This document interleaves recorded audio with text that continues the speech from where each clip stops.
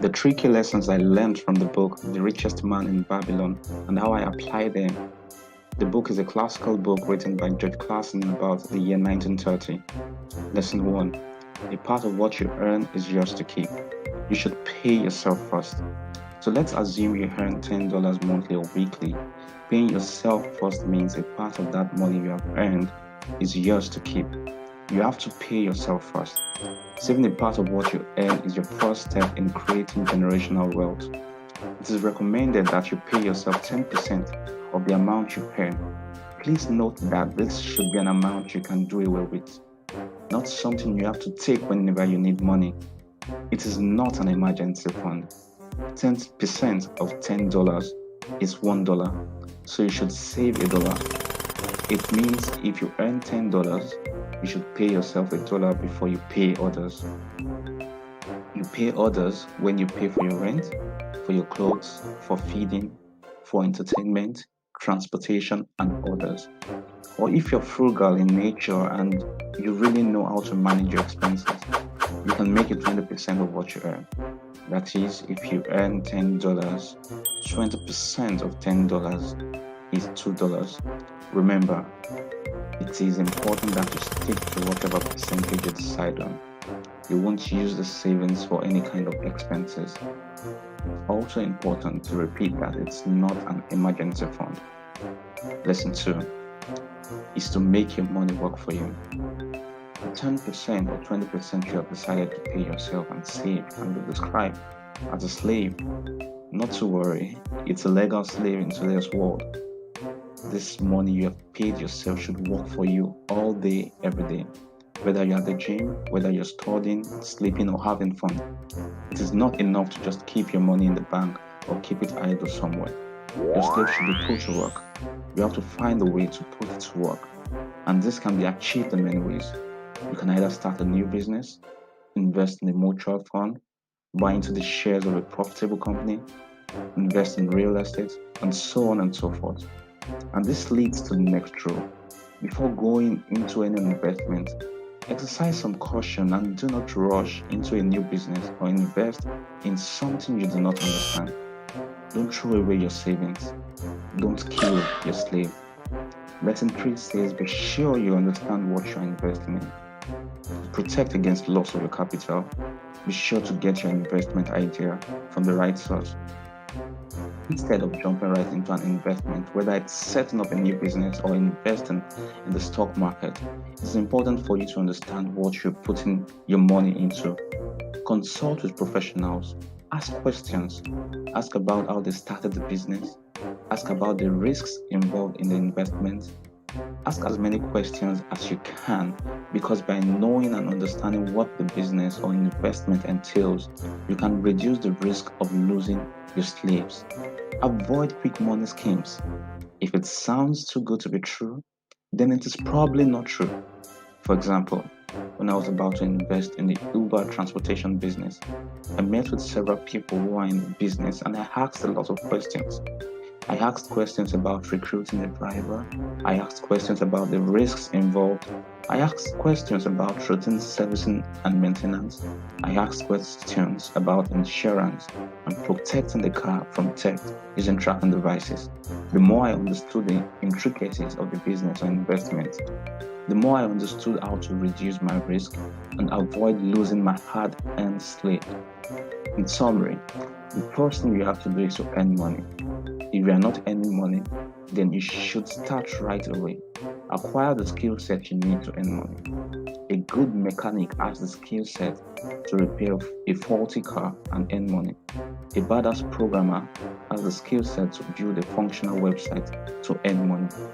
The second thing is to pay yourself first from your earnings by saving at least 10% of your earnings and build your slave from there.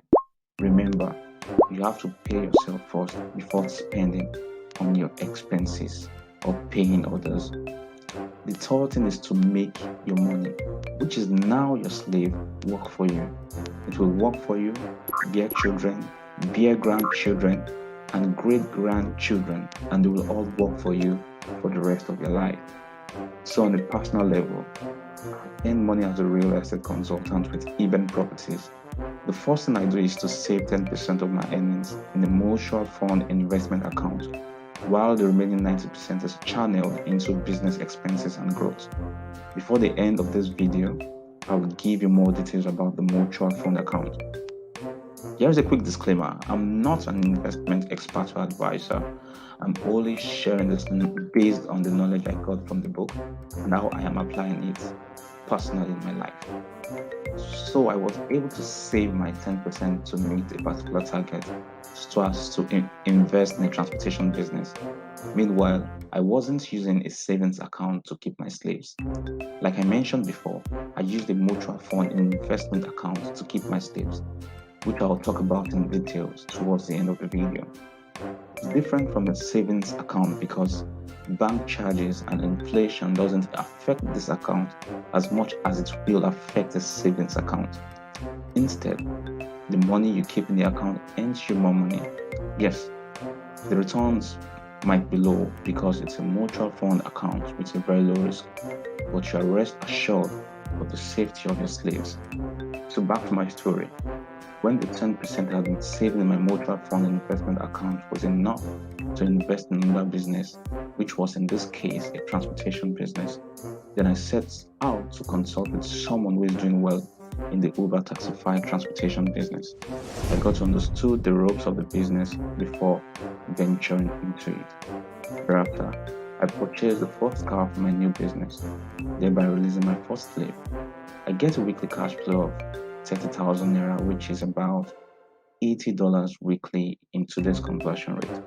I apply the same principle of saving 10% back into the investment account. The remaining 90% is used to save towards buying another car and for car servicing and maintenance. Remember business development and expenses. I got another car from the 90% savings and started getting an extra $80 weekly, giving me a weekly cash flow of $160 and a $16 savings to the investment account on a weekly basis. Real estate put in 10% of its earnings, transportation put in 10% of its earnings. When the next target of my 10% mutual fund investment account is met again, I intend to release some of my investments or slave into agriculture. I will ask an expert who has succeeded in that business before releasing my slaves to work there. In no time, my money, or if you like to say the way I like to, my slaves will multiply and work for me for the rest of their life. So I use the UBA mutual fund investment account.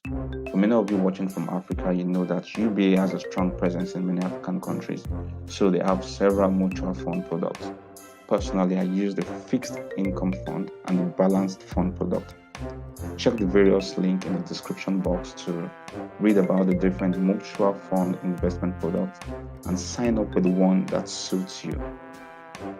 Another good thing about it is that you do not need a third party to manage your account. You can manage your account from the comfort of your mobile phone or computer.